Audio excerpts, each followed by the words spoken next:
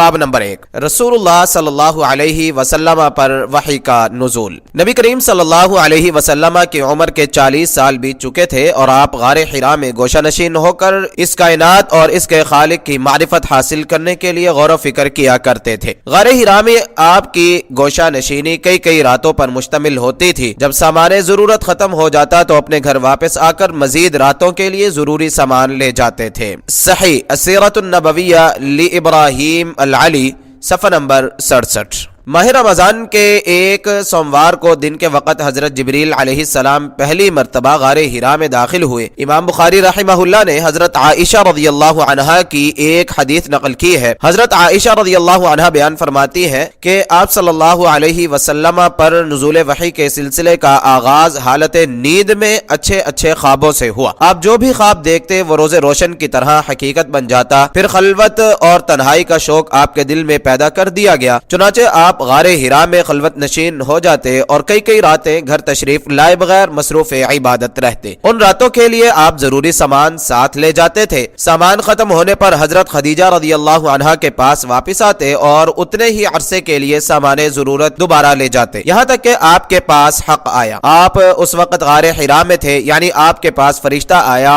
اور اس نے کہا اقرأ، قال ما انا بقارئ، قال فأخذني فغطني حتى بلغ مني الجهد ثم أرسلني فقال اقرأ، قلت ما أنا بقارئ، فأخذني فغطني الثانية حتى بلغ مني الجهد ثم أرسلني فقال اقرأ، فقلت ما أنا بقارئ، فأخذني فغطني الثالثة ثم أرسلني فقال اقرأ باسم ربك الذي خلق الإنسان من علق، اقرأ وربك الأكرم الذي علم بالقلم علم الانسان ما لم يعلم۔ پڑھیے، آپ صلی اللہ علیہ وسلم نے فرمایا میں پڑھ نہیں سکتا۔ آپ صلی اللہ علیہ وسلم نے فرمایا، پھر اس نے مجھے پکڑ کر اس زور سے دبایا کہ میری ہمت جواب دے گئی، پھر مجھے چھوڑ دیا اور کہا پڑھیے۔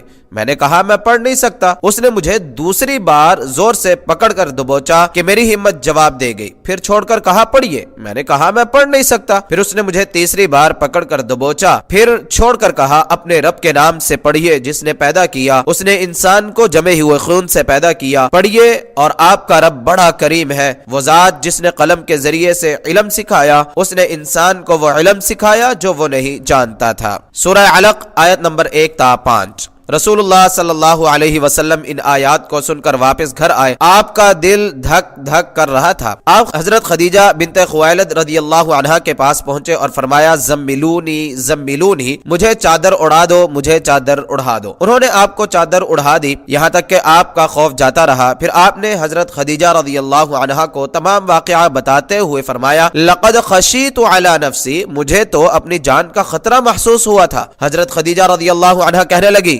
كلا أبشر فوالله لا يخزيك الله أبدا إنك لتصل الرحم وتصدق الحديث وتحمل الكل وتكسب المعدوم وتقري الضيف وتعين على نوائب الحق۔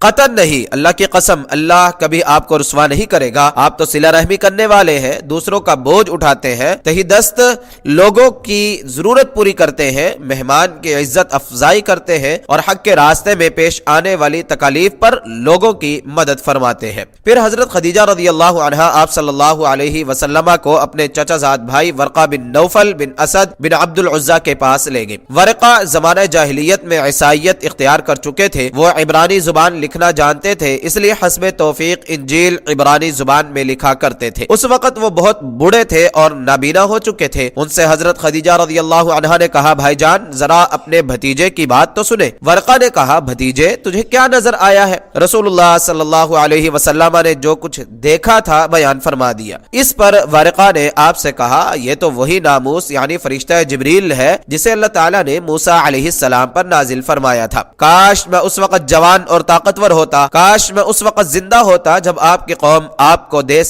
نکال دے گی۔ رسول اللہ صلی اللہ علیہ وسلم نے پوچھا اوا مخرجیہم، کیا یہ لوگ مجھے یہاں سے نکال دیں گے؟ ورقہ نے کہا ہاں، جب بھی کوئی شخص اس طرح کا پیغام یعنی رسالت لایا جیسا تم لائے ہو تو اس سے ضرور دشمنی کی گئی۔ اگر مجھے تیرا زمانہ حاصل ہوا تو میں تیری زبردست مدد کروں گا۔ پھر ورقہ جلد ہی فوت ہو گئے اور وحی یعنی کچھ عرصے کے لیے رک گئی۔ صحیح بخاری حدیث نمبر 3 4000 953۔ جب ہم حضرت عائشہ رضی اللہ عنہا کی اس حدیث کو بنظر غائر دیکھتے ہیں تو اس سے بہت سے ایسے امور مستنبط ہوتے ہیں جن کا نبی صلی اللہ علیہ وسلم کی سیرت کے ساتھ گہرا تعلق ہے۔ مثلا اچھے خواب۔ حضرت عائشہ رضی اللہ عنہا کی حدیث میں ہے کہ حضرت محمد صلی اللہ علیہ وسلم پر نزول وحی کے سلسلے کا آغاز اچھے خوابوں سے ہوا، جنہیں سچے خواب بھی کہا جا سکتا ہے۔ اس سے مراد عمدہ قسم کے مناظر ہیں جنہیں دیکھنے سے انشراح صدر ہو، یعنی سینہ قبول حق کے لیے کشادہ ہو جائے اور روحانی تزکیہ حاصل ہو۔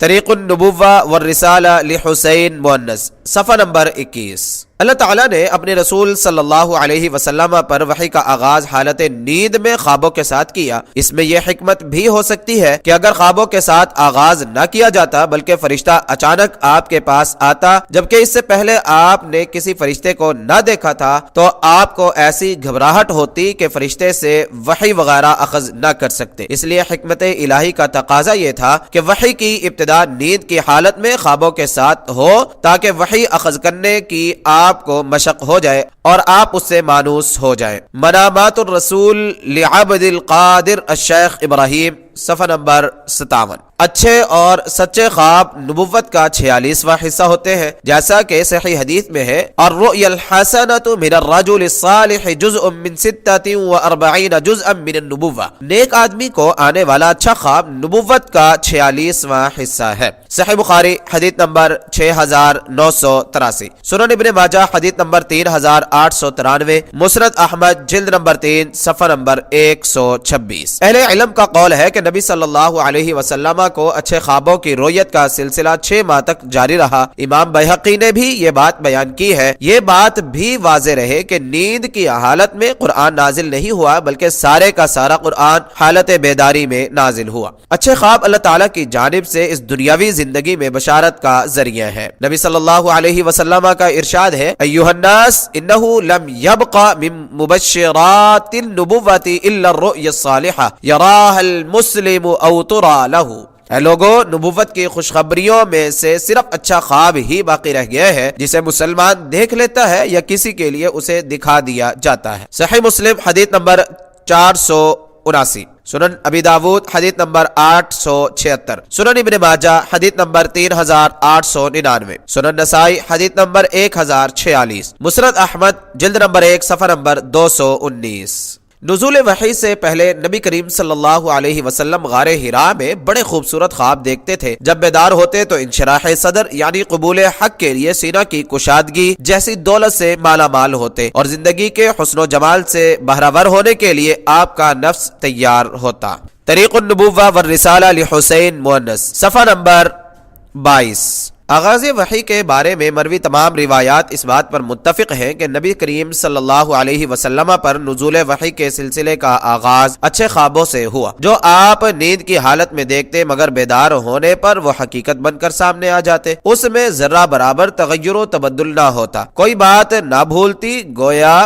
وہ آپ کے دل و دماغ پر نقش ہو جاتی تھی۔ حضرت عائشہ رضی اللہ عنہا جن کا شمار فصحائے عرب میں ہوتا ہے، انہوں نے نبی کریم صلی اللہ علیہ وسلم کے خوابوں کی صداقت اور ان کے حقیقت بن جانے کی تشبیہ اس انداز میں بیان کی ہے کہ عرب دنیا اپنی فصاحت کی معراج پر پہنچ جانے کے باوجود اس سے بلیغ تشبیہ پیش نہیں کر سکتی۔ عائشہ رضی اللہ عنہا نے اس طرح تشبیہ دی کہ جب صبح کی روشنی پھیلتی ہے تو ہر قسم کی تاریکی دم توڑ دیتی ہے اور ہر چیز کی حقیقت واشگاف ہو جاتی ہے۔ اسی طرح جب آپ صلی اللہ علیہ وسلم نیند سے بیدار ہوتے تو آپ کا دیکھا ہوا خواب روز روشن کی طرح ایک حقیقت بن کر سامنے آ جاتا۔ محمد رسول اللہ صلی اللہ علیہ وسلم لصادق ارجون جلد نمبر 1 صفحہ نمبر 254۔ غار حراء میں گوشہ نشینی۔ نبوت سے کچھ عرصہ قبل نبی کریم صلی اللہ علیہ وسلم کے دل میں خلوت اور گوشہ نشینی کا شوق پیدا کر دیا گیا تاکہ آپ صلی اللہ علیہ وسلم کا دل، دماغ اور روح نبوت کی اس عظیم ذمہ داری کو قبول کرنے کے لیے تیار ہو جائے جو عن قریب آپ کے سپرد کی جانے والی تھی۔ آپ صلی اللہ علیہ وسلم نے گوشہ نشینی کے لیے غار حراء کا انتخاب کیا تاکہ زندگی کی مشغولیات ترک کر کے اور مخلوق سے الگ رہ کر اپنی فکری قوتوں، روحانی جذبات، دلی احساسات اور عقل و شعور کو یکجا کر سکیں اور کائنات کے بے مثال خالق و موجد سے مناجات کے لمحات میسر آ سکیں۔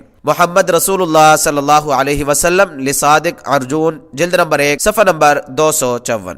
غار حرا جہاں حبیب کبریا صلی اللہ علیہ وسلم بار بار تشریف لے جاتے تھے، وہ ایک ایسی جگہ تھی جو غور و خوض کے لیے نہایت مناسب تھی۔ غار میں کھڑے ہوں تو حد نگاہ تک پہاڑ ہی پہاڑ نظر آتے ہیں، ایسا معلوم ہوتا ہے کہ وہ عظمت الہی کے سامنے جھکے ہوئے اور سجدہ ریز ہے، یا پھر صاف اور شفاف آسمان نظر آتا ہے۔ ایک تیز نگاہ رکھنے والا شخص غار حرا میں کھڑے ہو کر مکہ کا نظارہ بھی کر سکتا ہے۔ السیرۃ النبویہ لابی شعبہ جلد نمبر 1 صفحہ نمبر 256۔ نبی کریم صلی اللہ علیہ وسلم کے دل میں گوشہ نشینی کا شوق پیدا ہونا ایک مخصوص قسم کی تیاری کا انداز تھا تاکہ آپ کا دل بشری اور مادی آلودگیوں سے پاک ہو، کیونکہ آپ کی زندگی کا ایک ایک لمحہ رب ذوالجلال کی خاص تربیت اور رہنمائی میں گزر رہا تھا۔ نبوت سے قبل آپ کی عبادت کا اسلوب یہ تھا کہ آسمانوں کی عظیم، زبردست اور بے مثال بادشاہت پر غور و فکر کرتے اور کائنات کی ایسی نشانیوں پر تدبر فرماتے جو اس بات کی دلیل تھی کہ ان کا خالق بے نظیر کاریگری کا مالک ہے، اس کی قوت و قدرت بھی عظیم ہے اور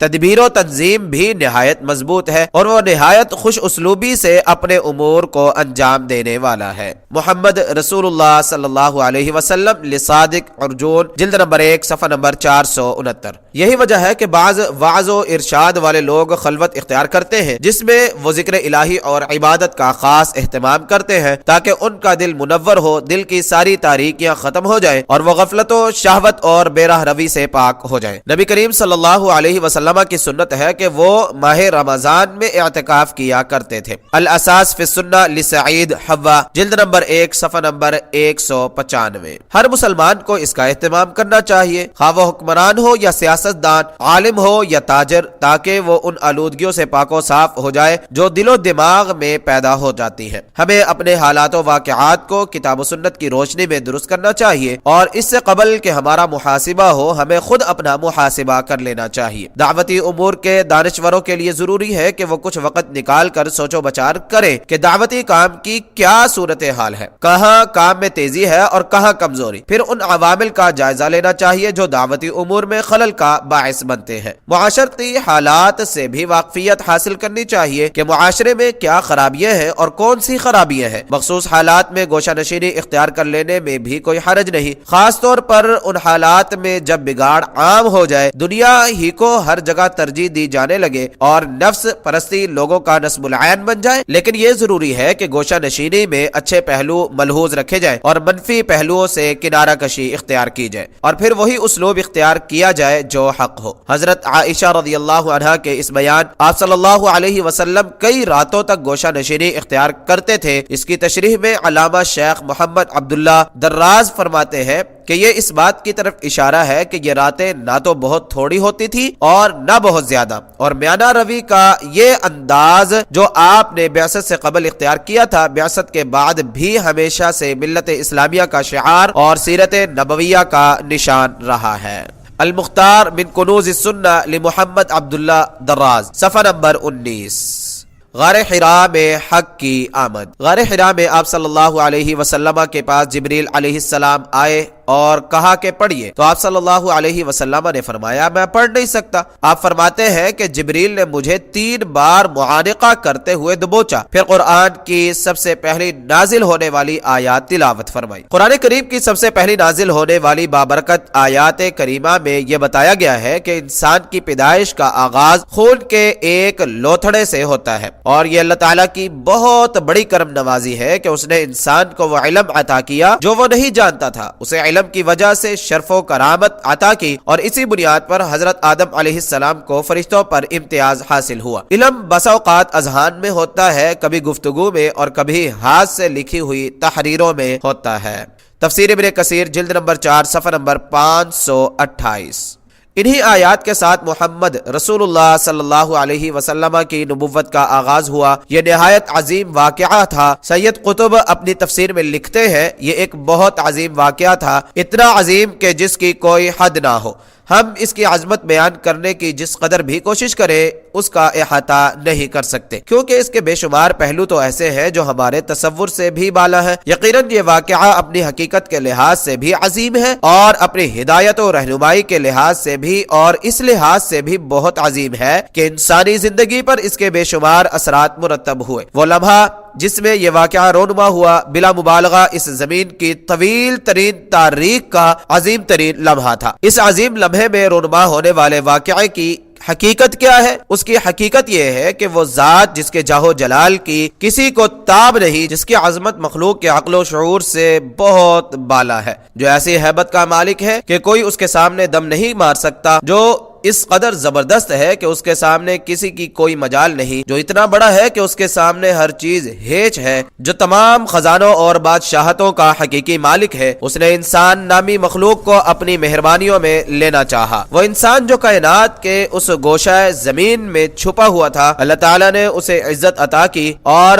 ان میں سے ایک فرد یعنی آخری نبی صلی اللہ علیہ وسلم کا انتخاب کیا تاکہ وہ نور الہی کا مرکز، اس کی حکمتوں کا خزینہ اور اس کے کلام کے لیے جائے نزول بن جائے، اور اس کے ذریعے سے ان انعامات کی تکمیل کرے جو وہ اپنی اس مخلوق کو عطا فرمانا چاہتا ہے۔ تفسیر فی ظلال القرآن لسید قطب، جلد نمبر 6 صفحہ نمبر 3936۔ پہلی وحی نے قلم کی شان اور اہمیت کو بلند کیا اور واضح کیا کہ اقوام و ملل کی تعمیر میں علم کا بہت بڑا کردار ہے، اور یہ حقیقت بھی واشگاف کر دی کہ انسان کی سب سے بڑی خوبی اور خصوصیت علم و معرفت ہے۔ اس عظیم واقعے سے یہ بات واضح ہو جاتی ہے کہ اسلام میں علم کا کیا مقام و مرتبہ ہے۔ نبوت ملنے پر سب سے پہلا کلمہ جو رسول اللہ صلی اللہ علیہ وسلم تک پہنچا وہ پڑھنے کا حکم تھا۔ اسلام نے ہمیشہ علم کی ترغیب اور اس کے حاصل کرنے کا حکم دیا، اہل علم کا مقام بلند کیا اور انہیں دوسروں پر فوقیت عطا کی۔ اللہ تعالیٰ کا فرمان ہے، یرفع اللہ الذین آمنوا منکم والذین اوتوا العلم درجات، تم میں سے جو ایمان لائے ہیں اور جنہیں علم دیا گیا ہے، اور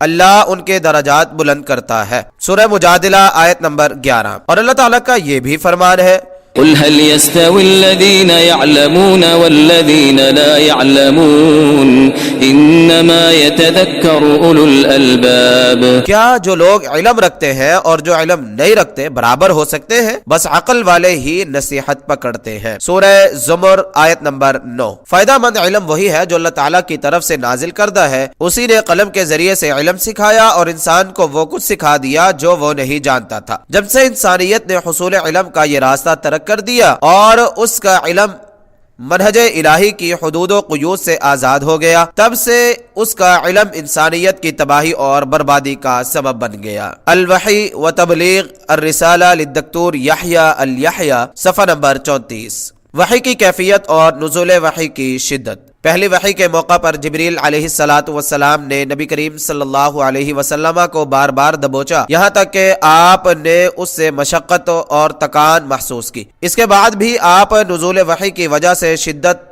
تکان اور تکلیفیں برداشت کرتے رہے۔ اللہ تعالیٰ کا فرمان ہے، اِنَّا سَنُلْقِي عَلَيْكَ قَوْلًا ثَقِيلًا، یقیناً ہم جلد آپ پر ایک بھاری بات ڈالیں گے۔ سورہ مزمل آیت نمبر 5۔ یقیناً ایسا کرنے میں بہت عظیم حکمتیں ہیں، مثلا اس دین کی اہمیت و عظمت کو اور اس کے حصول کے لیے جو خصوصی اہتمام کیا گیا اسے واضح کرنا مقصود تھا، اور امت کو یہ بتانا بھی تھا کہ جس دین کی نعمتوں سے وہ بہرہ ہو رہی ہے وہ بڑی محنت و مشقت کے بعد حاصل ہوا ہے۔ الوحی و تبلیغ الرسالہ للدکتور یحییٰ الیحییٰ، صفحہ نمبر 30-31۔ فطری قوانین اور طریقوں سے ہٹ کر وحی کا نزول ایک معجزہ ہے جس کے ذریعے سے نبی کریم صلی اللہ علیہ وسلم نے کلام الہی یعنی قرآن مجید کو جبریل امین علیہ السلام کی وساطت سے حاصل کیا۔ وحی کا قلبی غور و فکر یا داخلی احساسات سے بھی کوئی تعلق نہیں، یہ آپ صلی اللہ علیہ وسلم کی ذات گرامی سے ایک الگ چیز تھی جو آپ کو عطا کی گئی۔ آپ صلی اللہ علیہ وسلم کی ذمہ داری صرف یہ تھی کہ وحی کو محفوظ کریں اور اسے امت تک پہنچائیں۔ وحی کی تفسیر و تشریح نبی کریم صلی اللہ علیہ وسلم کے اپنے اسلوب کے ساتھ ہوتی رہی، جیسا کہ آپ صلی اللہ علیہ وسلم کی احادیث اور اقوال سے ظاہر ہوتا ہے۔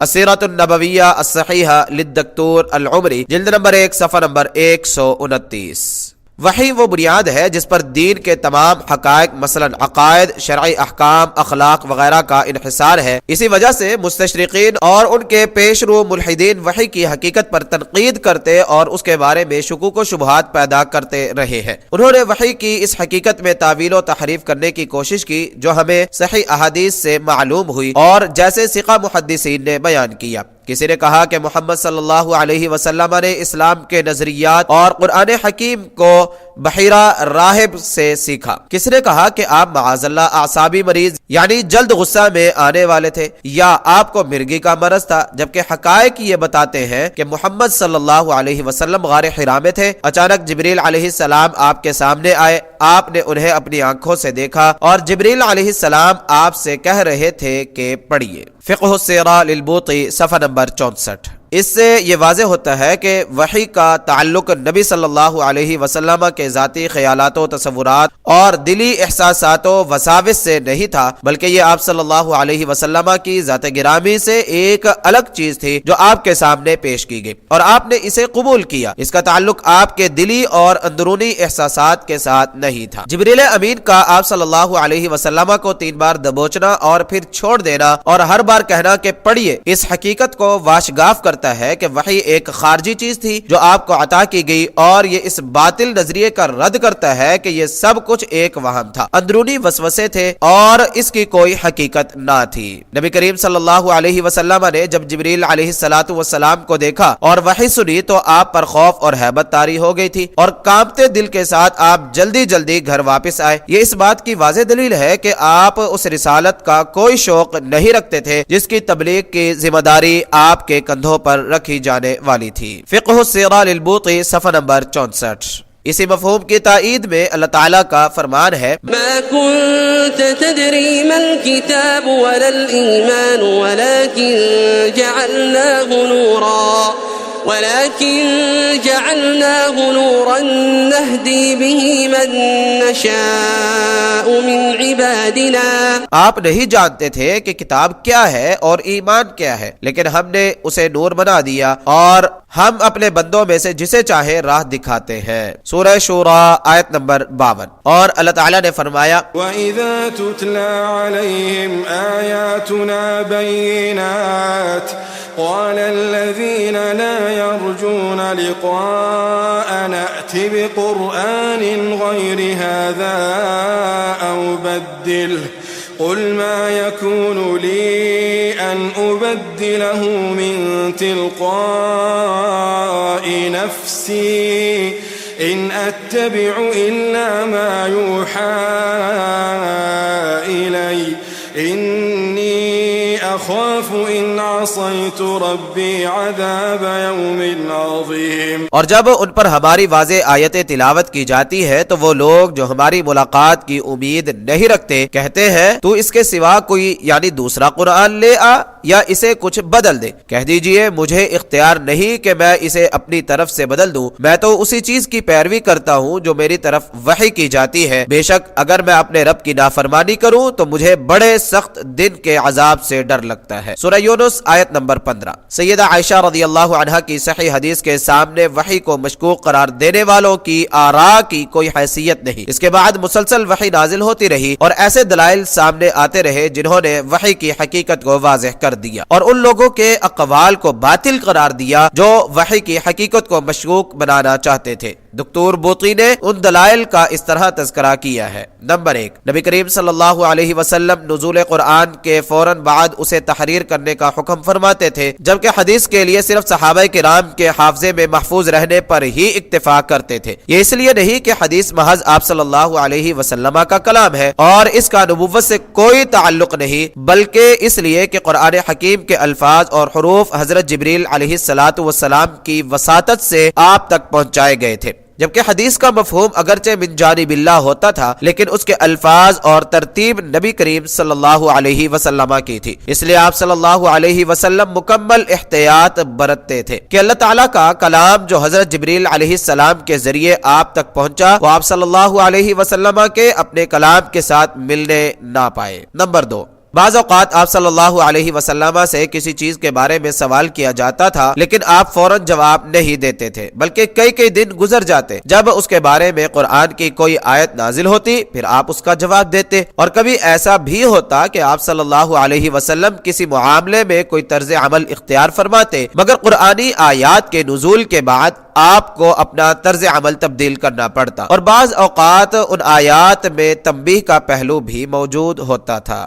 نمبر 3، رسول اللہ صلی اللہ علیہ وسلم نے کسی بھی انسان کے سامنے زانوئے تلمذ طے نہیں کیے تھے، اور یہ ناممکن ہے کہ کوئی انسان محض مکاشفے ہی سے تاریخی حقائق معلوم کر سکے۔ مثلا حضرت یوسف علیہ السلام کے واقعات، حضرت موسیٰ علیہ السلام کی والدہ کا نومولود کو دریا کے حوالے کرنا، اور فرعون کے واقعات کا بیان کرنا، یہ سب اس بات کے دلائل ہے کہ آپ نے یہ کسی سے پوچھ کر یا سن کر بیان نہیں کیے، بلکہ ایسا صرف وحی کے ساتھ ہی ممکن تھا۔ رب ذوالجلال فرماتے ہیں وما كنت تتلو من قبله من كتاب ولا تخطه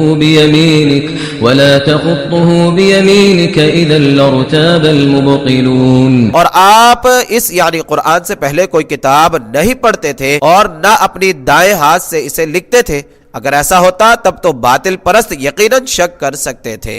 سورہ عنکبوت آیت نمبر 48۔ نمبر 4، نبی کریم صلی اللہ علیہ وسلم کا اپنے قوم کے ساتھ 40 سال تک راست گوئی سے کام لینا اور صادق کے طور پر قوم میں معروف ہونا اس بات کا متقاضی تھا کہ آپ اپنی ذات کے بارے میں بھی سچائی اور راست گوئی سے کام لیتے، اور وحی کے متعلق آپ کو کسی قسم کا کوئی شک نہ تھا، نہ فکری طور پر اور نہ بصری طور پر۔ اگر پہلی وحی کے نزول کے بعد آپ کو اس بارے میں کوئی تردد تھا بھی تو اس آیت نے اسے ختم کر دیا۔ فإن كنت في شك مما أنزلنا إليك فاسأل الذين يقرؤون الكتاب من قبلك لقد جاءك الحق من ربك فلا تكونن من الممترين۔ پھر اگر آپ اس کتاب کے متعلق شک میں ہو جو ہم نے آپ کی طرف نازل کی ہے تو ان لوگوں سے پوچھئے جو آپ سے پہلے کتاب پڑھتے ہیں، یقیناً آپ کے پاس آپ کے رب کی طرف سے حق آ گیا ہے، لہٰذا آپ شک کرنے والوں میں سے نہ ہوں۔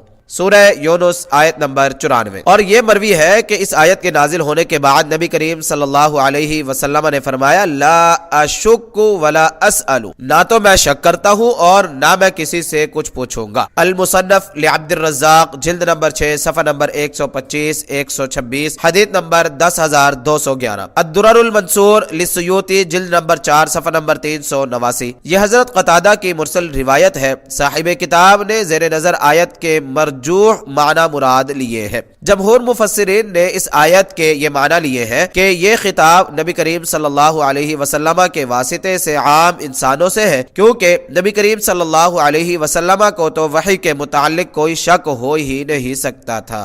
مترجم، وحی کی اقسام۔ علماء نے وحی کی درج ذیل اقسام بیان کی ہے۔ نمبر 1، سچے خواب، اسی سے سلسلہ وحی کا آغاز ہوا۔ آپ جو خواب بھی دیکھتے وہ روشن صبح کی طرح حقیقت کا روپ دھار لیتے۔ حضرت عبداللہ بن عباس رضی اللہ عنہما نے فرمایا رؤی الانبیاء وحی، انبیاء کے خواب وحی ہوتے ہیں۔ المستدرک للحاکم جلد نمبر 2 صفحہ نمبر 432۔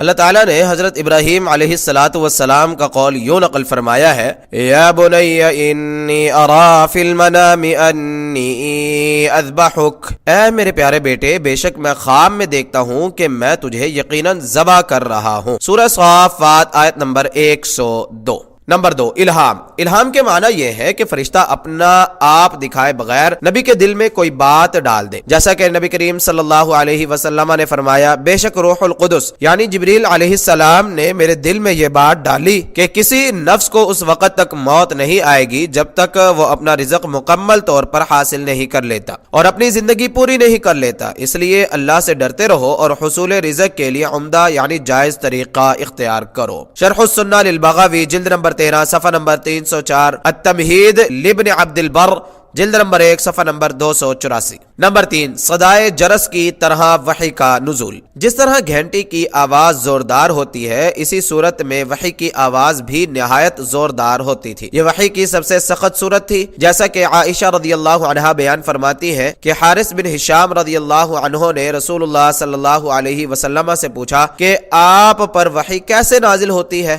آپ صلی اللہ علیہ وسلم نے فرمایا احیانا یاتینی مثل صلصلۃ الجرس وهو اشدہ علی فیفصم عنی وقد وعیت عنہ ما قال واحیانا یتمثل لی الملک رجلا فیکلمنی فاعی ما یقول۔ کبھی کبھی گھنٹی کی آواز کی طرح ہوتی ہے اور یہ میرے لیے شدید ترین صورت ہوتی ہے۔ نزول وحی کی یہ کیفیت جب ختم ہوتی ہے تو وحی مجھے یاد ہو چکی ہوتی ہے، اور کبھی فرشتہ انسانی شکل میں میرے پاس آتا ہے اور مجھ سے گفتگو کرتا ہے، پھر جو کچھ وہ کہتا ہے میں یاد کر لیتا ہوں۔ صحیح بخاری حدیث نمبر 2، صحیح مسلم حدیث نمبر 2333۔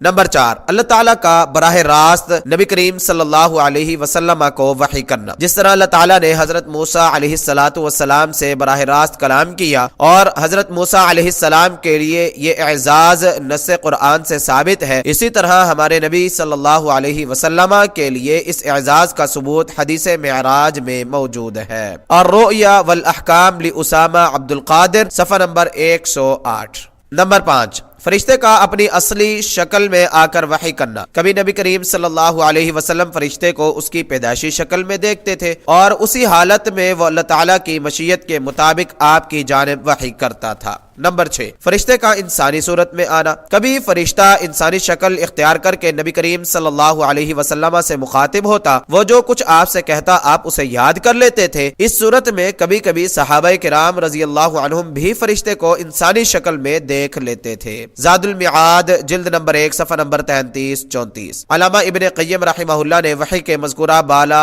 مراتب بیان کیے ہیں۔ رسول اللہ صلی اللہ علیہ وسلم پر وحی کا نزول انسانی زندگی کے نئے دور کا آغاز تھا۔ اس سے قبل یہ سلسلہ منقطع ہو چکا تھا اور انسانیت گمراہی کے تاریک پردوں میں گم گشتہ پھر رہی تھی۔ رسول اللہ صلی اللہ علیہ وسلم پر وحی کا نزول ایک سخت مرحلہ ہوتا تھا، جیسا کہ حدیث مبارکہ سے واضح ہے۔ حالانکہ آپ سب لوگوں سے زیادہ بہادر اور مضبوط دل کے مالک تھے۔ 23 سالہ عہد نبوت کے کئی واقعات اس بات کے شاہد ہیں۔ دراصل نزول وحی کی شدت اس وجہ سے تھی کہ معاملہ کسی انسان کا دوسرے انسان سے ہم کلام ہونے کا نہ تھا، بلکہ فرشتوں کی ایک عظیم ہستی جو حامل کلام الہی تھی، اس کے ایک ایسے اعلیٰ و اشرف انسان سے ہم کلام ہونے کا معاملہ تھا جو اللہ تعالیٰ کا منتخب کردہ تھا۔ رحمان کے کلام کو رحمان کے بندوں تک پہنچانے کا معاملہ تھا۔ اس بہت بڑی ذمہ داری کی ہیبت کا اندازہ رسول اللہ صلی اللہ علیہ وسلم کے اس فرمان سے کیا جا سکتا ہے جو پہلی وحی کے بعد آپ صلی اللہ علیہ وسلم نے فرمایا، لقد خشیت علی نفسی، مجھے تو اپنی جان خطرے میں محسوس ہوئی۔ اور اسی حدیث میں حضرت عائشہ رضی اللہ عنہا کے اس قول سے بھی حقیقت آشکار ہوتی ہے کہ رسول اللہ صلی اللہ علیہ وسلم پہلی وحی کے بعد واپس آئے تو خوف سے آپ کا دل دھک دھک کر رہا تھا۔ آپ حضرت خدیجہ رضی اللہ عنہا کے پاس پہنچے اور فرمایا، زملونی زملونی، مجھے چادر اڑا دو، مجھے چادر اڑا دو۔ انہوں نے آپ کو چادر اڑا دی، یہاں تک کہ آپ کا خوف جاتا رہا۔ نزول وحی کی شدت کو اور زیادہ واضح کرنے والی روایت حضرت عائشہ رضی اللہ عنہا کی ہے، جسے امام بخاری اور امام مسلم نے بیان کیا ہے کہ میں نے شدید سردی میں دیکھا کہ رسول اللہ صلی اللہ علیہ وسلم پر وحی نازل ہو رہی تھی۔ جب سلسلہ نزول وحی ختم ہوا تو آپ صلی اللہ علیہ وسلم کی پیشانی پسینے سے شرابور تھی۔ صحیح بخاری حدیث نمبر 2، صحیح مسلم حدیث نمبر 2333۔ حضرت عبادہ بن ثابت رضی اللہ تعالی عنہ کی حدیث بھی نزول وحی کی شدت کو واضح کرتی ہے۔ وہ فرماتے ہیں کہ جب نبی کریم صلی اللہ علیہ وسلم پر وحی نازل ہوتی تو آپ تکلیف محسوس کرتے اور آپ کا رنگ متغیر ہو جاتا۔ صحیح مسلم حدیث نمبر 2334، مسند احمد جلد نمبر 5 صفحہ نمبر 317۔